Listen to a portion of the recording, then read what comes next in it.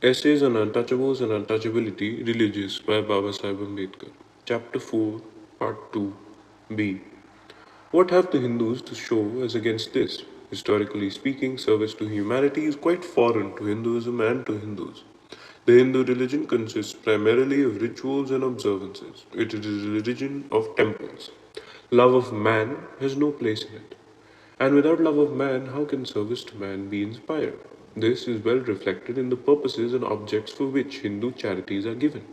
Very few people, even in India, know the extent to which caste determines the scope and objects of charities provided by the Hindus. It is difficult to get full and precise facts relating to Hindu charities. However, data collected several years ago in the city of Bombay throws a flood of light on the subject. Data was not found. That caste can influence doctors in the ministration to the sick was a charge made among certain doctors in Bombay in 1918 during the influenza epidemic. Comparatively speaking, the achievements of Christian missions in the field of social service are very great. Of that, no one except a determined opponent of everything Christian can have any doubt. Admitting these great services, one may raise two questions. Are these services required for the needs of the Indian Christian community? Are there any needs of the Indian Christian community which have not been attended to by missions? It is necessary to bear in mind that Indian Christians are drawn chiefly from the untouchables and, to a much less extent, from low-ranking Shudra castes. The social services of missions must, therefore, be judged in the light of the needs of these classes.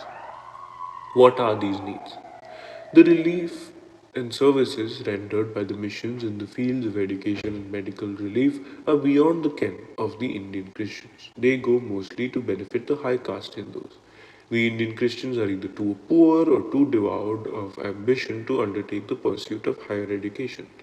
High school, college, and hostel maintained by the missions are therefore so much misplaced and misapplied expenditure from the point of view of the upliftment of the Indian Christians. In the same way, much of the medical aid provided by the missions goes to the caste Hindus. This is especially the case with regard to hospitals. I know many missions and missionaries realize this. Nonetheless, this expenditure is being incurred from year to year. The object of these services is no doubt to provide occasion for contact between Christian missionaries and high caste Hindus. I think it is time the missionaries realize that the pursuit of the caste Hindus in the hope of converting them to Christianity is a vain pursuit which is sure to end in complete failure. Mr. Winslow, I think, is correct when he concludes his survey of the attitude of the intelligentsia of India towards Christianity by saying, whilst the work of Duff and the Serampur missionaries resulted in some notable conversions, and it seemed for a time as though English education were going to lead to many and rapid accessions to the Christian Church from amongst those who received it, a reaction soon set in and the movement died down. Its place was taken up by the theistic Samajis and in particular by the Brahmo Samaj in Bengal, which enabled those Hindus who, through the influence of Western thought, had become dissatisfied with idolatry and caste to surrender these without forfeiting entirely their place within the Hindu system. For many years, Christian missionaries hoped and believed that the Brahmo Samaj would provide a halfway house to Christianity and that many of its members would in course of time become dissatisfied with an intermediate position and accept the Christian faith. But this hope has in the main been disappointed, though a few notable converts have come from the ranks of the Samajis. The end.